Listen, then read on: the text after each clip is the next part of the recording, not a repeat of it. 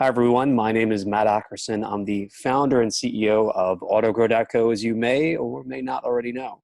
And I'm joined today by Jon Tucker, the founder of HelpFlow. And this is part of a series of interviews that we call Awesome Growth Stories that we're conducting here at AutoGrow. And we look to tell the story of founders like Jon. We did in the past, we spoke with Russ from Design Pickle and some other really great entrepreneurs. So really excited to hear your story and get into it today, Jon. So a little bit of background on Jon for you guys in the audience, if you don't already know. So as I said, Jon is the founder of HelpFlow. You can check them out at helpflow.net. And HelpFlow provides 24/7 live chat support to e-commerce stores to help reduce checkout cart abandons, which grows sales. The company was founded on exactly, I looked this up, Jon, December 6th, 2014, and it's an example of a productized service business. That's part of how we found you guys. And before HelpFlow, Jon, I believe you told me that you ran an SEO marketing agency. Is that right? Yep, yeah, that's correct. We got into doing SEO for big agencies, basically SEO back office work. Gotcha. And part of the reason I found that exact date for when the company was started, you wrote a blog post, I think it was in December of that same month when you started the company, and you showed a screenshot of your first sale. It was $97. It was a recurring payment, and you were just talking about how you made your first 3 sales in 10 days. So sounded like a great start. Where's the company at today in terms of revenue? Yeah, so it's been 6 years, multi-million dollars as far as revenue. We don't disclose specifics, but significant revenue, providing chat to over 100 stores, 100 plus employees, and really just scaled what the initial vision was. Obviously, a ton of things changed along the way, as they do. But the time's gone by really quick. What's been most exciting, though, is just seeing the size of the team and the way that we operate and the impact that we're able to have. And I enjoy doing these podcast interviews to kind of be able to reflect on some of it, because things move fast, and it's nice to look backwards and see how things are going, or see how they went. Absolutely. And did you say that your team is over 100 people now? Yeah, I think we have probably 120 right now. Wow. Wow. Fantastic. I want to learn more about how you actually built up the team. Um, but very, very impressive. So uh, how much outside investment did you take to start the company? None. Completely bootstrapped. I guess profitable from day one as far as company expenses. I didn't pay myself for quite a while, but yeah, profitable from day one. And I built this out of the SEO agency that you mentioned. So the SEO agency was a reasonable size that supported me, and then HelpFlow was really like the long-term vision. Once I saw that it was starting to work, and eventually it surpassed it and just grew far above what the SEO agency was. But yeah, bootstrapped, no investment. Might be open to investment at some point, but we're pretty profitable and just focused on scaling while keeping the quality really, really high. So it's not like a software business where you deploy $100,000 a week or something in ads and then the whole thing scales. I'm not saying that's easy, but it's a service-based business at its core. So we scale with people, and the quality side is pretty in depth for what we do. So not sure what we do with investment, but haven't needed it yet. What was the reasoning behind starting HelpFlow versus why not create a productized company or offering around SEO, which is what you were doing right before? Good question. The way I got into SEO was like I did web design for small businesses, and then that turned into basically driving traffic for small businesses. Then that started narrowing in on just SEO because it was fairly specialized and complex, I guess we would say.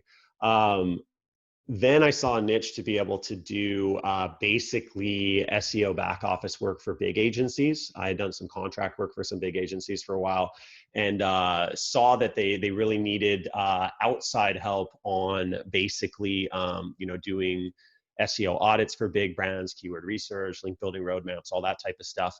And so I got into doing that, and that was solid for where I was at in my career at the time. But the reason why I started looking outside of SEO is a guy I met at a conference, this guy named Tan. He might be listening. I still follow him on Facebook, but we were at a conference, super smart dude. And he said something to me at some point at that conference. We were talking about the business and a little bit of the challenges with SEO. And he said, Google doesn't want you to be able to do what you do. Like, they don't want you to be successful. And Google's really big. And then he just talked about whatever he was talking about. And that just like haunted me the whole drive home. I was like, oh my God, like he's right. And like, all of us knew that. Like every SEO person knows that. But there was just something about the way that he said it. Like, Google's really big. And it just made me realize, like, long term, this can be a hard business to scale. And I recognize that that's part of why the big agencies needed us, is they got sick of building SEO teams and then laying them off and selling SEO services that didn't really work in 6 months. And so we were a good flexible outside option to deliver, good foundation level SEO work. But there wasn't really an opportunity to scale other marketing services to these agencies, at least not the way that we were doing it at the time. So I started looking for kind of outside things, keeping my ears open, and chat kind of came out of some of the small business consulting stuff that I was still doing. And once I saw that it started to work, I really shifted all of my focus to it. So that's why I didn't really stay in the SEO side. It's just, it's not a fun business to be in, I don't think, when Google doesn't want you to be able to do it. I was thinking of the Jimi Hendrix song, "Castles Made of Sand, Go Out to Sea." Just the metaphor of, if you build on something that's not a strong foundation, or that you don't even earn, or rather own, that's a big risk. So it sounds like that was a big factor for you. Absolutely. Yeah. It's just stressful to build a business that you're not like, how do you do annual planning or 3-year plans when, like, you don't know what's going to change? And I went through some updates. The Panda update was a big thing when I was in that game. It's either Panda or Penguin, or maybe both. I don't remember. There's so many weird names, but yeah, it's just not a fun business to be in. I know guys that crush it in that space, but part of the reason why they crush it is they love that dynamic, like the back and forth with Google. And I did not like that. So did this kind of just check the box for you? It's like, okay, this is an idea. I'm just going to throw this against the wall, see if it sticks, and see if we can make some sales, and then scale it up.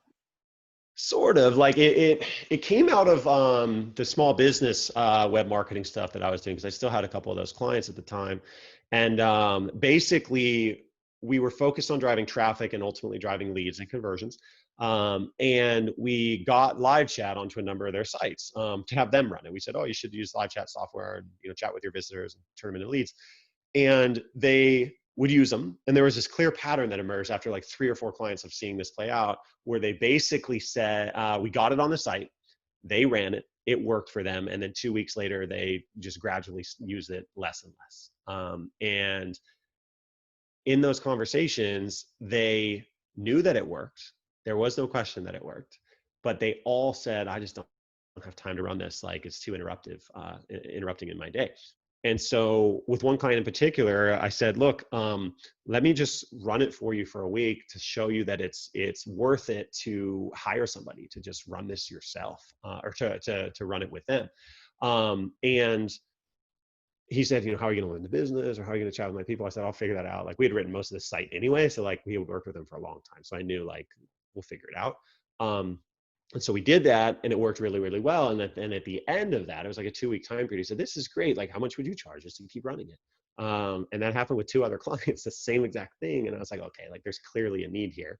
And so basically launched with that, got 1 or 2 clients from my personal network. And then I think that blog post that you're talking about is the one that went viral on Hacker News in late December of that year, and basically got not a ton of clients from that, probably 4 or 5 clients, I think, but they were all clients I didn't know.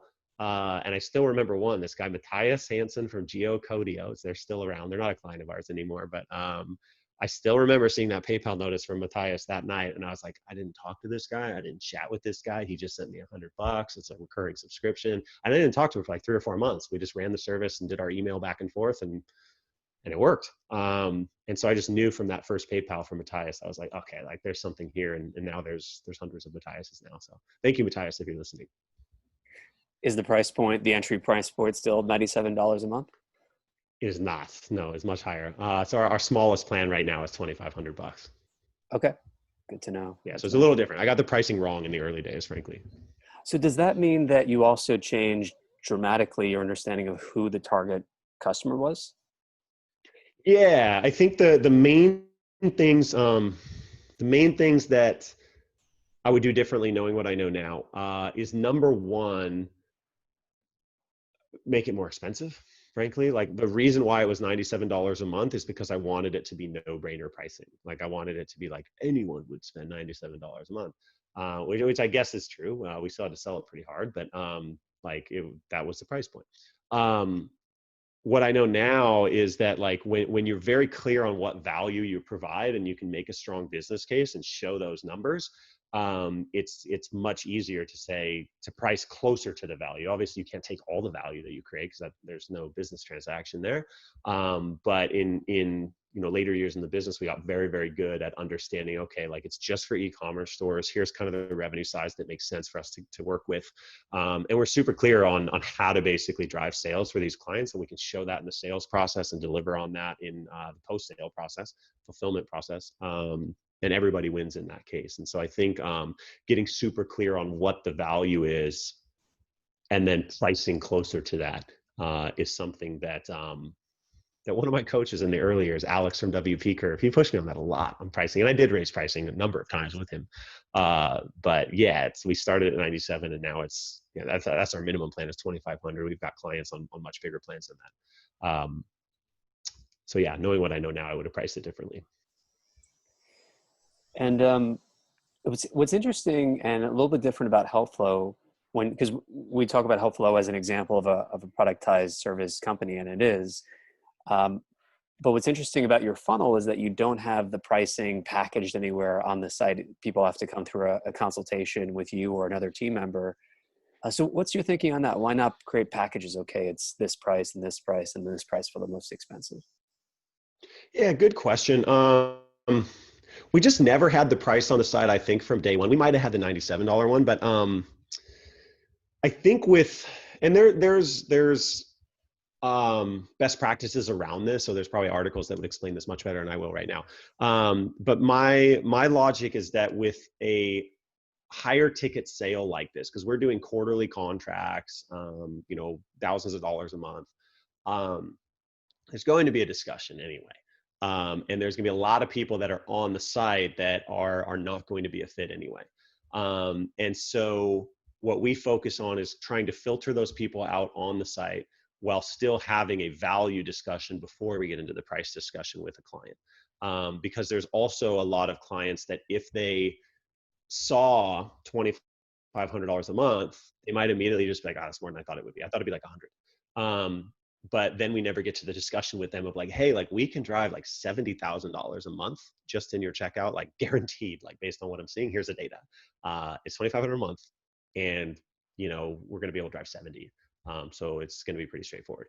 When they see the value first and then you see the pricing, it's just, marketing psychology that like, oh, like that's a great price.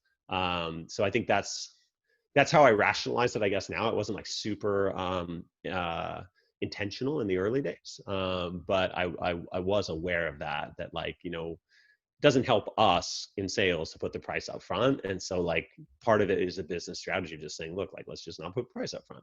And when people fight us on that, normally I realize like the clients that or prospects that, push on that a lot of like, well, I'm not going to take a call unless you show it. Like we just tell them, look, usually we qualify them based on their revenue or traffic in the emails. But if they won't even disclose that and we say, look, it's typically a fit for these types of clients. Here's the traffic level where it starts to make sense. It's $2,500 a month minimum on a quarterly contract.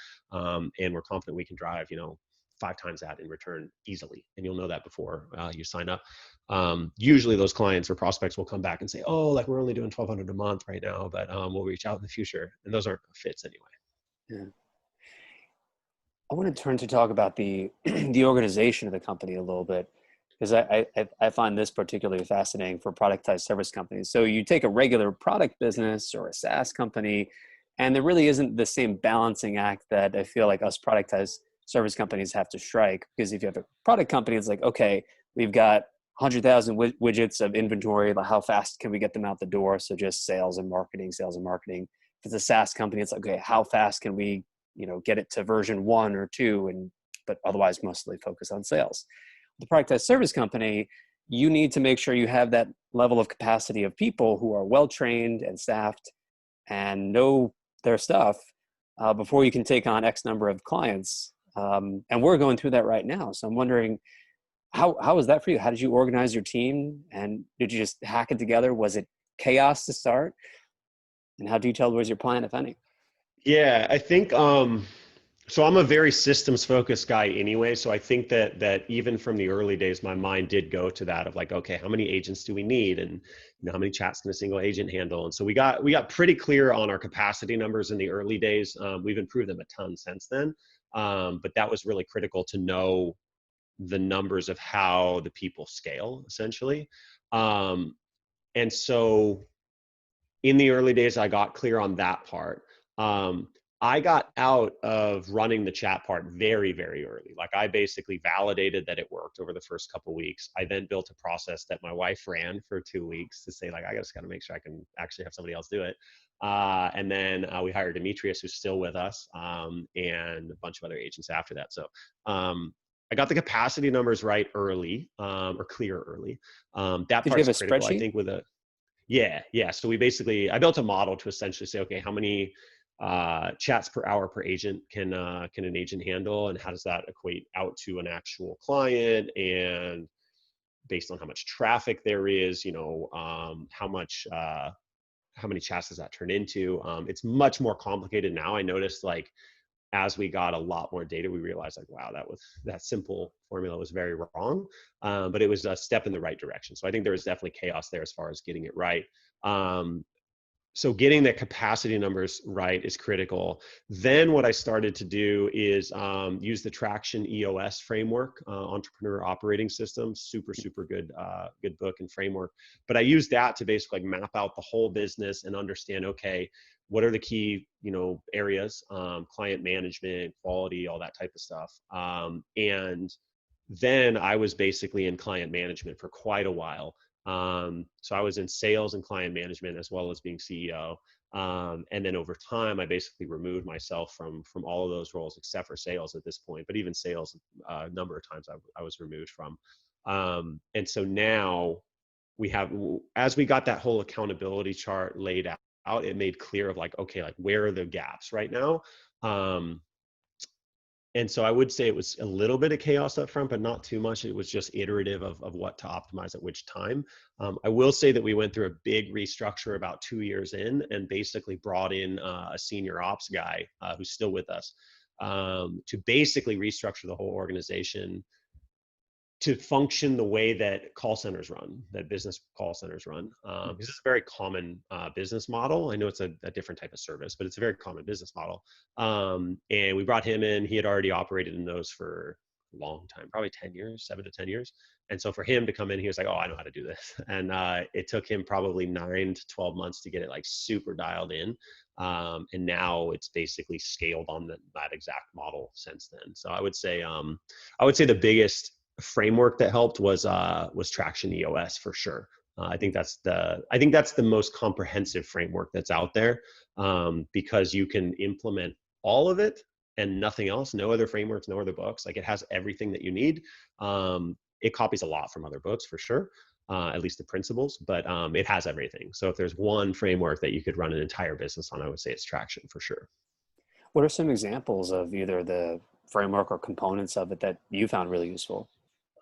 I think the accountability chart was one, which is basically an org chart, and so that helped to map out all the pieces of how we deliver for clients, how we sell clients, all those parts.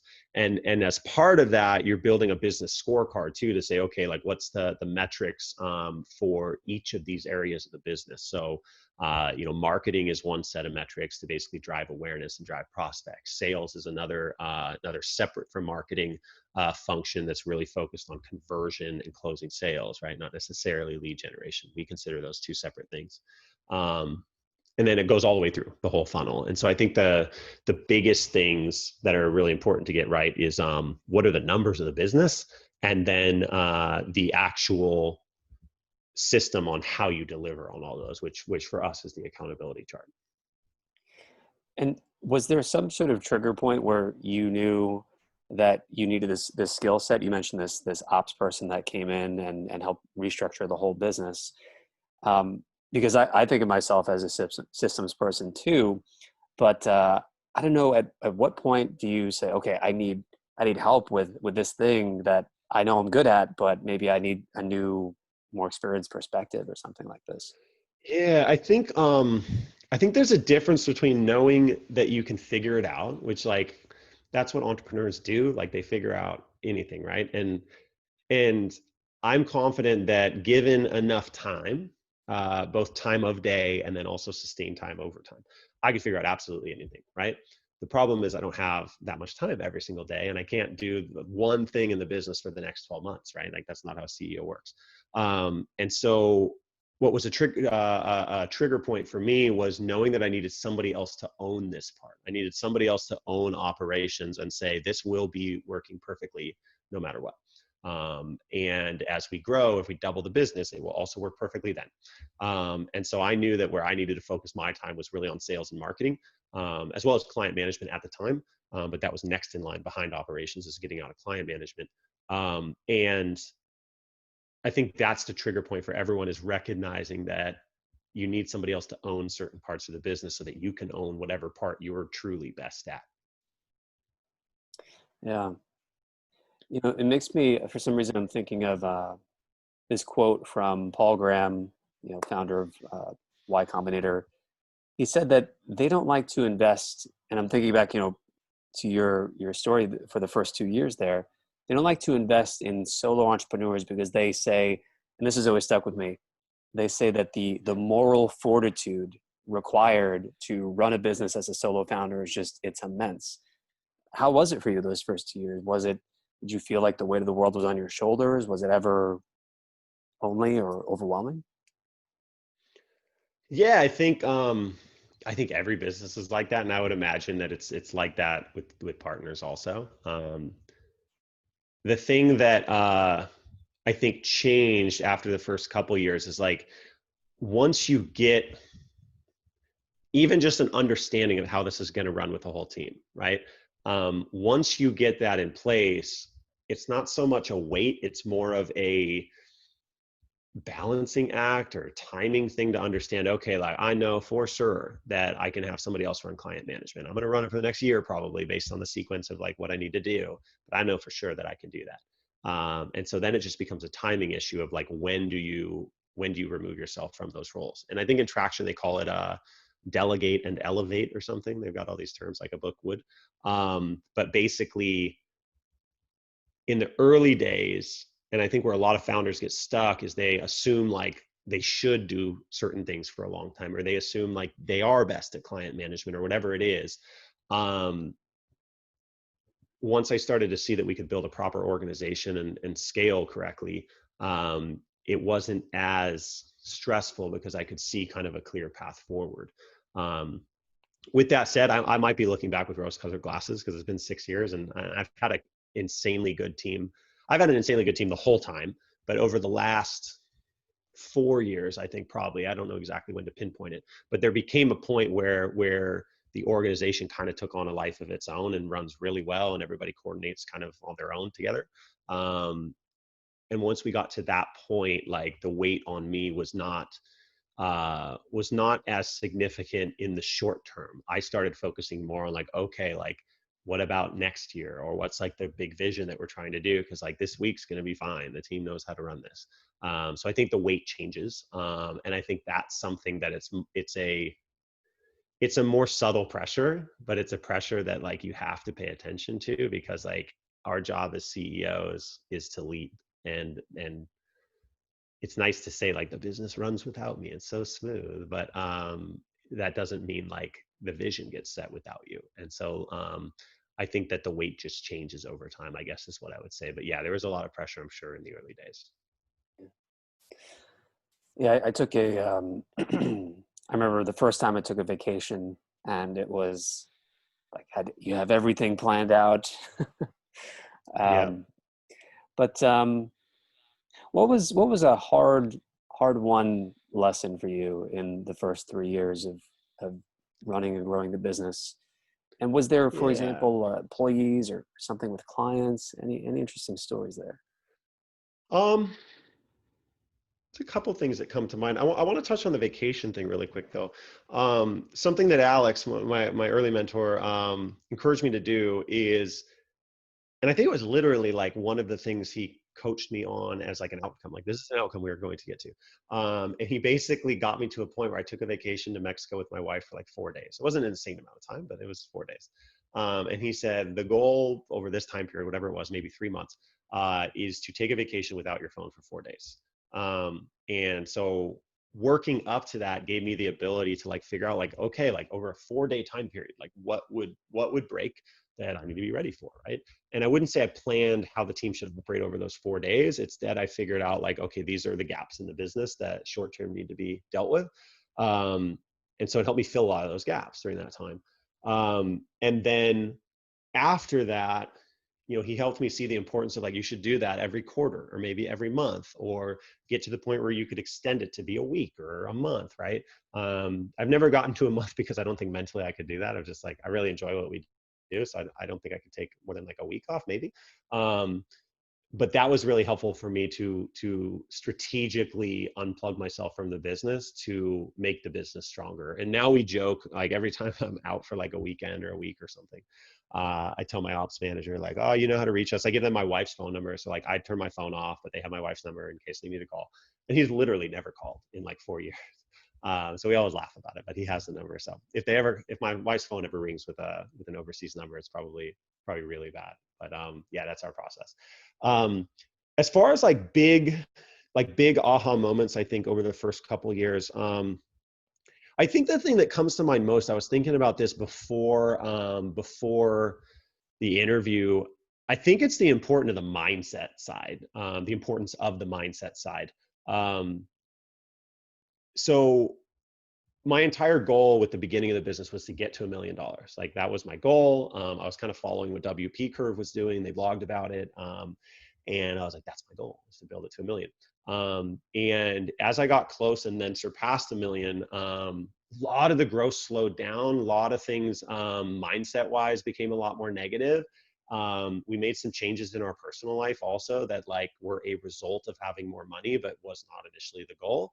And frankly, I forgot about the original goal of like, the goal is to get to $1 million. It wasn't to have a business that does $1 million so I can have a bunch of stuff. It was just a scorecard. It was like the NFL championship. I want to get to the Super Bowl because I want to prove I can get to the Super Bowl. Like I didn't factor what happens like when you win a Super Bowl.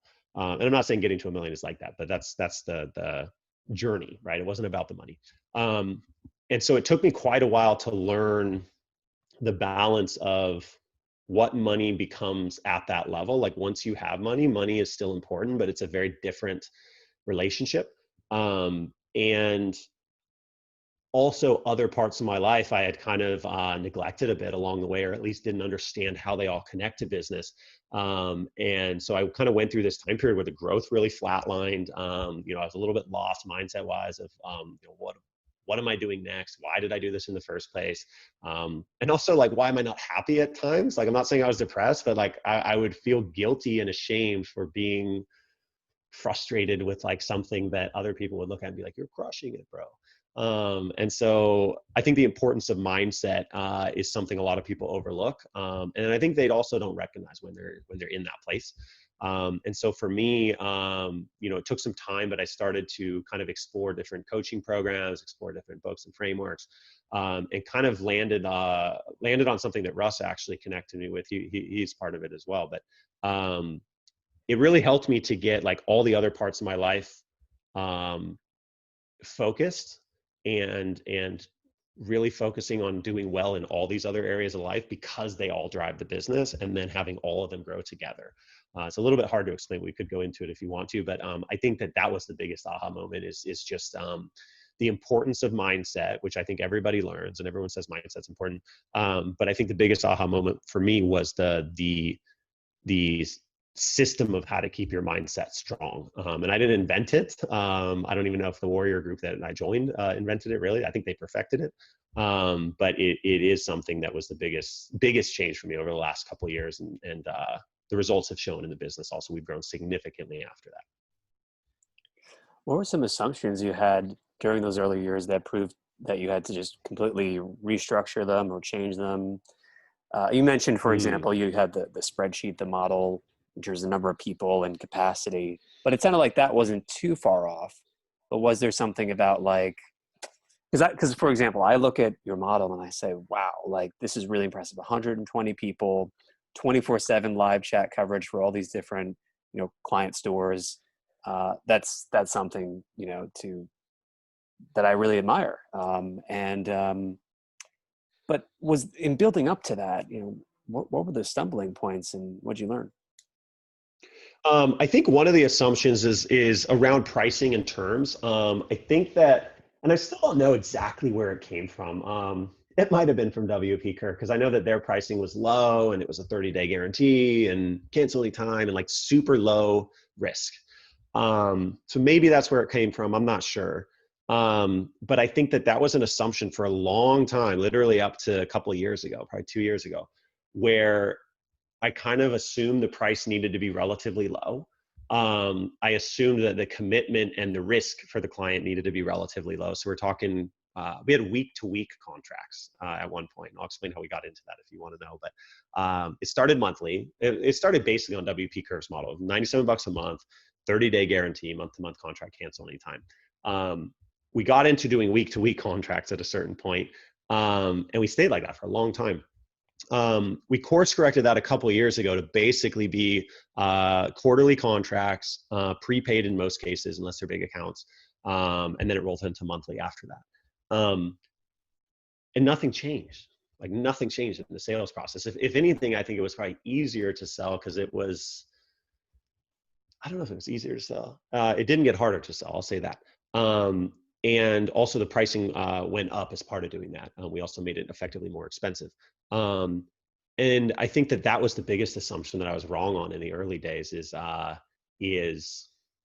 feeling like it needed to be cheap or cost effective or no brainer, however I want to label it, and really low risk for the client. And I think that that's something that I was coached on in the early days that I didn't implement quick enough. I should have done that 5 years ago. And also, I think it's something that happens consistently with entrepreneurs because I think that we devalue the value of our service or product because we see exactly how it works. Like it's obvious how it works, and so therefore we could create it ourselves because we did. And so therefore maybe it's not worth $1 million a year if it only cost me 10 grand a year to do this, right? Like I can't sell 10 grand for $1 million. But if it's worth 2 million to the person you're selling it for and you sell it for $1 million, the 10 grand doesn't matter, right? Like if they could build it themselves, they would have. It's a $2 million problem. So I think that was the biggest assumption that changed. And were you saying that it was lower risk perceived by the clients to actually do a 3-month contract instead of the week to week? Or did I misunderstand that? No, definitely higher risk for the client for sure.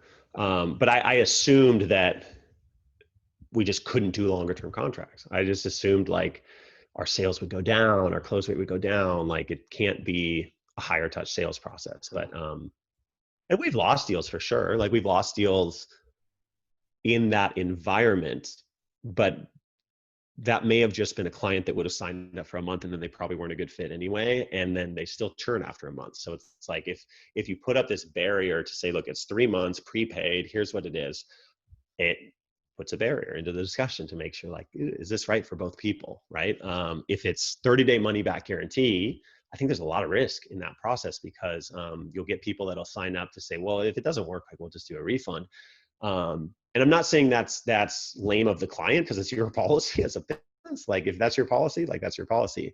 But I think that it doesn't put the best interest of both people in line because the 30-day money back guarantee is there so that if it doesn't work, the client has no risk other than the time lost, which is significant. But it's your job to make sure the client's successful. And so like they shouldn't have to get to day 20 to know if it's going to be successful. They should ideally be able to do that in the sales process. You should both be able to know. So I think that was the biggest assumption. As far as lead generation, where you're at today, where you were at in those earlier days, is it still the same sales funnel in terms of just getting people to come to the website, for example, or I don't know if you have landing pages or ads running? How has that changed? It's still It's still the same framework, I would say, but each piece of the framework has changed. So cold email has always been big for us. We do a lot of outreach, and then basically community involvement. So being involved in certain forum groups, people recognize the name and they know that what we do is chat. And when chat comes up, people talk about it. So that those two have always been kind of the core drivers. As far as what happens in the sales funnel, I think that that's changed and evolved quite a bit along the way, as far as how many calls to close, what happens on each of those calls, how much information we get from the client up front, all those types of things has changed quite a bit. But I think overall it's still been focused on getting us in front of people that could benefit from our service, because a lot of people don't know that you can just hire a 24/7 chat team. And so getting in front of them and then having a solid way to just communicate the value of the service and how it works. So channels have mainly been cold email and community involvement. We've tried ads a number of times through the years and it hasn't worked. It is starting to work, frankly. So I think this will be our third time doing it. We spend a lot of money on ads, but it's working now. So I'm not exactly sure why, frankly. I'm a little less involved in the day-to-day management of it now. So maybe that's why I'm not the ads guy. Maybe because we're helping you with it. Yeah, you guys are crushing it with that part. I think part of it might be the offer we're doing. I want to see if we can make it work after Black Friday, right? Like, I was surprised at how fast the results that you guys put together with us came. But I want to see if we can replicate that in January, because I think the timing of Black Friday might just be super relevant, but we'll see. And then we're also starting to do a lot more like events, sponsorship, essentially. And I know that's big for Design Pickle. I think he mentioned that in his episode, or at least on one of them. I always held back on doing that in prior years, and Russ and I actually talked about it 2 years ago. I have a very delayed implementation schedule, I think, with coaches. So hopefully Russ sees that we implemented that too, but it took us some time. But we kind of procrastinated on that a bit, because the sticker price always kind of intimidated me a little bit, of like, to get a significant sponsorship, it might be 10K. But one thing that actually helped a lot is with COVID, a lot of events went online. So we started doing 2K, 3K sponsorships, speaking sponsorships, essentially, and started working really well. So now we're focused on basically scaling that up, and we may do the 20, 30K events next year, because we have numbers now to understand it. Need the HelpFlow equivalent of the pickle. Dress up in a HelpFlow pickle-ish costume or something. Yeah, But, I know his approach is really good. I like it. Going back to the logistics of 120 employees, I assume that's not just in the US, it's all over the globe, every time zone. And you don't have custom software, I'm assuming, again, built to coordinate that. How do you do that? How do you do that? Because that's something we're working on right now. We got spreadsheets and we're building our own custom software too. But how'd you do it? And is that what you're most proud of with the company? I am, like, the biggest impact that I'm most proud of is the number of family support. Like, basically through the company, we support 120 families. If you want to build that out to how many people it is, I'm not sure. 400 maybe, 4 per family. I don't know the numbers. But 120 families, and then also the families we support at our clients, of essentially, like, if we grow their business by 20%, like, they hire more people. They don't just pocket that money. They grow. But that's definitely the part that I feel the most fulfillment from, is seeing that impact. Also, the company culture side is really powerful. Vast majority of our team is based in the Philippines, almost every single one. And commuting is crazy there. So working remote is, like, really, really beneficial for people. And on one of our first company retreat, I was sitting on the plane with Mike, one of our team leaders at the time. He's since grown in the company, but we were talking about something to do with, like, what's the biggest impact that the company's had on you, And he said, I get to see my wife every day, and I just love it. And I said, you get to see your wife every day? What do you mean? And he said, I get to see my wife every day. And it turns out that in the Philippines, like, the commuting is so bad that people will get, essentially, there's a word for it. I call them halfway houses, but there's a word for it. I don't remember what it is.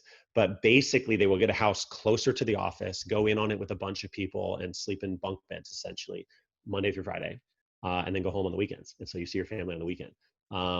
And he said, I get to see my wife every day. And it was just really powerful to see that and to just understand it more. And so definitely the part I'm most proud of. The tactical way that we do that, of running such a big team is really that traction EOS framework. You mentioned software and all of those things. We use Asana for our project management, for basically our entire operation management, really. I hesitate to call it a task management system or anything. But we use Asana. We use the traction framework as far as organizational structure and those types of things, and management cadence and all those things. And we layer that into Asana, and then basically we've been, optimizing that process along the way. So I would say that we didn't invent a whole bunch of stuff of how to run a big organization. We just adapted the traction framework to work virtually, and we did that mostly on Asana. And that's what's enabled us to have it run really effectively. And I was having a conversation with our ops guy about this during our quarterly planning. We've grown a lot even this year, and the business doesn't feel that much more complicated, at least at my level, and he agreed at his level too. It doesn't feel that much more complicated because it's built in a modular way to scale. So there's a lot more agents now, but there's also a lot more agent team leaders. And because there's a lot more agent team leaders, like now there's an assistant operations manager underneath the operations manager. So it just kind of scales up based on normal organization design. And that all came from that traction framework. So I would say that for anybody curious on how to scale that big, I think it does come down to organization strategy, and also company culture. Like if you don't have a company culture where the employees really care about the company and they want it to be successful and they're growing, it's hard to have them implement all that because they just don't care.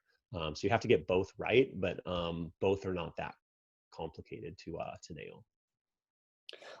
Awesome. Thank you. I'm going to check out Traction now, and I encourage the audience to check it out too. Let's do a lightning round because we got a few more minutes to wrap up. Yep. Counterintuitive principles of sales or business you've learned in the last 5 years. Counterintuitive. I was thinking about a couple of these things. Number one, my entire team, including the leadership team, is in the Philippines. All of our team members, the guys and girls that talk to our clients, run those meetings, all those things, they're all in the Philippines. They're not VAs like people label them. They are our leadership team, and they absolutely crush it. So I think that's counterintuitive for some businesses, at least outside of our world. I think that's probably common to you and a lot of listeners, but a lot of people say, well, this part needs to be done, domestically, in-house. Sales is the only part that I haven't figured out how to have a Philippines team do, but I'm pretty sure I know how to crack that now for next year. We've been working on it. So I think that's the main one that comes to mind. And then the second item is the mindset stuff I mentioned earlier. If you build a multi-million-dollar business and you lose your wife and your kids as part of that process, or you lose your relationship, or your marriage is shit at the end, you will not feel successful long-term. You might make more and more and more money to cover that up, which is okay. Like people do that. I'm not saying it's a horrible thing to do. But I think that that's counterintuitive until you learn it. And everybody learns that at some point. And I was blessed in my early years when I was 21 with a mentor that super successful, but burned everything else in his life down, super successful financially. And I saw the pain in his eyes at the end of his journey. And I went, I don't want to have that happen. Right. And I did go down that road a little bit at times, because I think we all have to learn it for ourselves. But I think it's incredibly important to do well in all areas. So I think that's counterintuitive. Most people just focus on business, and I'll build the rest of my life after. Yeah, it's an excellent point. Thank you. Final question. What's the number one tactic for closing sales through live chat that you would recommend? Oh, through live chat. Predicting abandons, like predicting if somebody's going to slip away from the purchase process on an e-commerce store, and engaging with them a couple steps before. So I'm not talking about exit intent of right before they leave your site, you say, wait, can I help you? If you can figure out what the patterns are of how people abandon and engage with them a couple steps before, you can save a lot of sales like that. And so that's our strategy in a nutshell. We do that at scale, obviously, and it's a little more complicated implementing it, but that is our core strategy. And then the second two pieces that matter a lot is you have to be online 24/7. 50+% of your traffic and revenue for most stores will come outside of business hours. So 24/7 matters.